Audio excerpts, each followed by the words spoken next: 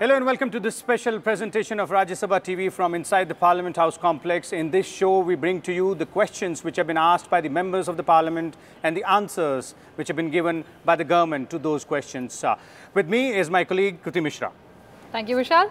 So let's take our viewers through the important questions and their answers given by the government. Well, you're right, Kriti, and let's begin with one of the topics which has generated a lot of debate in the public domain, and that is the issue of suicide of farmers. In fact, two members, one Dr. Sanjay Singh and the other P. Bhattacharya, have asked the government about the steps taken by it to stop the incidents of suicide by farmers in various states. Well, Vishal, several important questions pertaining to Ministry of Agriculture were answered today, and this particularly was answered by MOS Agriculture, Purushottam Rupala. So he says that agriculture is a state subject and agrarian distress can be addressed by enabling the farmers to increase their income. And the government is targeting to double the income of farmers by the year 2022. So the Department of Agriculture has been implementing various schemes to meet this objective, like Soil Health Card, Neem-coated urea, Pradhan Mantri Krishi Sinchai Yojana, National Agriculture Market Scheme, Pradhan Mantri Fasal Bima Yojana, Interest Subvention Scheme, and of course other schemes. Further, in the budget for 2018-19, the government had announced that MSP for all Kharif crops will be 1.5 times the cost of production. Giving a major boost for the farmers' income, the Cabinet Committee on Economic Affairs has approved the increase in the MSP for all Kharif crops for 2018-19 season at a level of at least 150% of the cost of production. So Vishal, another significant question was asked by Narayan Lal Pancharya, and he has asked whether the government has conducted any study into the efficacy of e-mandis in augmenting income of farmers. What's the answer, Vishal?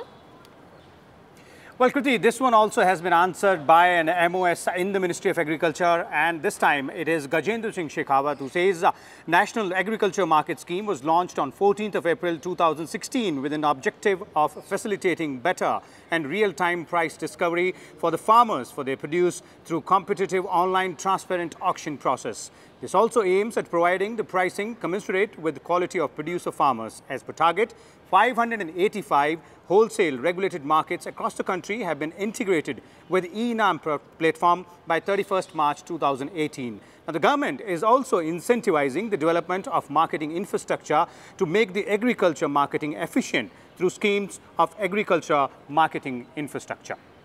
Well, staying with the Department of Agriculture, there's one more interesting question which has come in from T.G. Venkatesh, wherein he has asked the government whether it has any plans to implement the recommendations of the Swaminathan Commission on the issue of agriculture and farmers. So Vishal, this answer has also been given by Purushottam Rupala, and he says that based on the draft national policy for farmers submitted by the Swaminathan Commission, the government approved the national policy for farmers.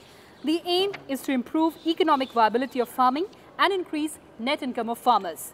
An inter-ministerial committee, which was constituted for preparation of plan of action, identified 201 action points where necessary action had to be taken.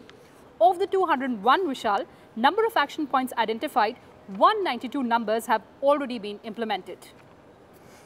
Staying on with the Ministry of Agriculture, Parimal Nathwani has asked whether the government is providing financial assistance to various states for setting up dairies. And this one's interesting, Vishal. He's also asked the names of states which have adopted the Gujarat model for developing dairy industry. Well, this one has also been answered by an MOS in the Ministry of Agriculture, and this time it is Krishna Raj who says that Department of Animal Husbandry, Dairy and Fisheries is providing financial assistance for setting up of dairies under following dairy development schemes: creation and strengthening of infrastructure for procurement, processing and marketing of quality milk, including cold chain infrastructure, creation of facilities for training of dairy farmers, and strengthening of dairy cooperative societies, producer companies at village level. Most of the major dairy states in the country, namely Andhra Pradesh, Bihar, Haryana, Jharkhand, Karnataka, Kerala, Madhya Pradesh, Maharashtra, Odisha, Punjab, Rajasthan, Tamil Nadu, Telangana and Uttar Pradesh have since long adopted the Gujarat model of cooperative and dairy development. Well, Kriti, let's now move on to the National Bamboo Mission. And this time around also, the question has been asked by the member T.G. Venkatesh, who asked the government whether it has taken a decision to reconstitute the National Bamboo Mission for development of bamboo sector by establishing an effective linkage of producers with industry. Well, Vishal, this one's particularly close to my heart because I've seen the impact of this program in the northeast and particularly on the bamboo farmers.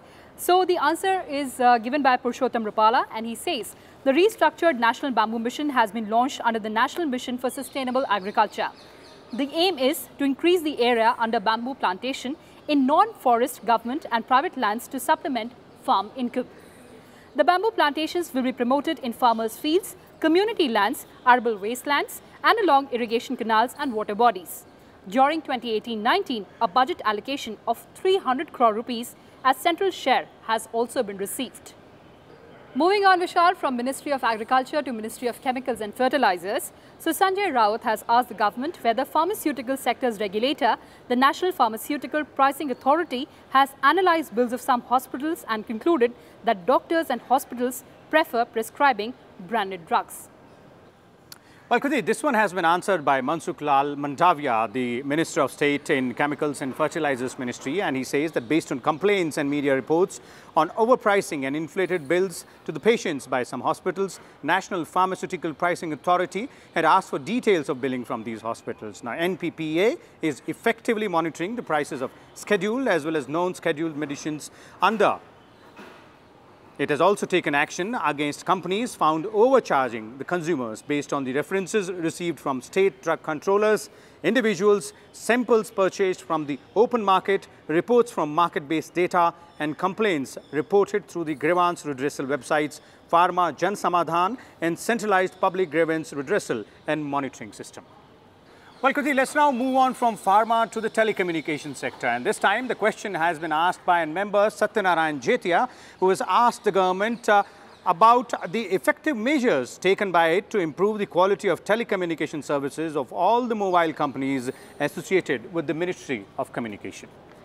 Well, Vishal, the answer concerns all of us, the avid mobile users. So, Minister of Telecom, Manoj Sinha, has replied that the government is making available sufficient spectrum for mobile services, including auction of 965 MHz in 2016. It is allowing spectrum sharing, trading of allocated spectrum as per the guidelines to facilitate efficient utilization, permitting sharing of active as well as passive infrastructure by telecom service providers for achieving higher utilization efficiency. There's another fascinating question, Vishal. So, A.K. Selvaraj has asked whether it is a fact that government will digitize 700 villages in the country under its DigiGaon program by the year end. Well, Kriti, the Union Minister Manoj Sinha, in response to this question, says that the Government of India, under the Digital India program, has envisaged the Digital Village project to provide various government to citizen services and other associated services to citizens, especially living in the rural areas. Till May 2018, there were 2,95,486 common services centres functioning across the country, amongst which 2,10,314 CSCs are at the Gram Panchayat level. Now, the CSCs function on a service delivery, transaction-oriented, self-sustainable entrepreneurship model with the objective to enable non-discriminatory access to e-services to citizens, especially in rural areas. So, let's now move from telecommunication to railways. And A. Selvaraj again asked the government whether railways are aware that in many trains, water from toilet is being used to make tea, and whether railways are considering to enforce strict rules for the licensed vendors to prevent such recurrences. Vishal, this one's a huge breather for all the rail passengers. So, MOS Railways, Rajan Gohen, has answered that considering the serious issue that tea and coffee cans were seen being brought out of the toilet, a hefty monetary penalty has been imposed on the concerned catering licensee of the train.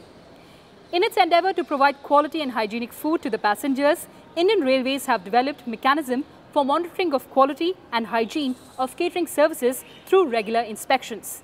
Further, a policy of zero tolerance towards poor quality of food served to passengers and overcharging is being followed.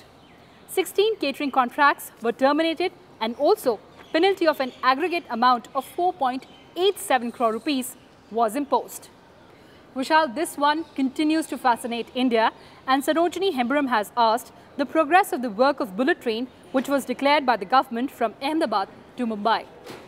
Well, Kriti, again, the MOS Railways, Rajan Gohain has answered this important question, and he goes on to say that government has sanctioned the high-speed rail project between Mumbai and Ahmedabad with technical and financial assistance of Government of Japan. A special purpose vehicle, namely National High-Speed Rail Corporation Limited, has been formed to implement the project.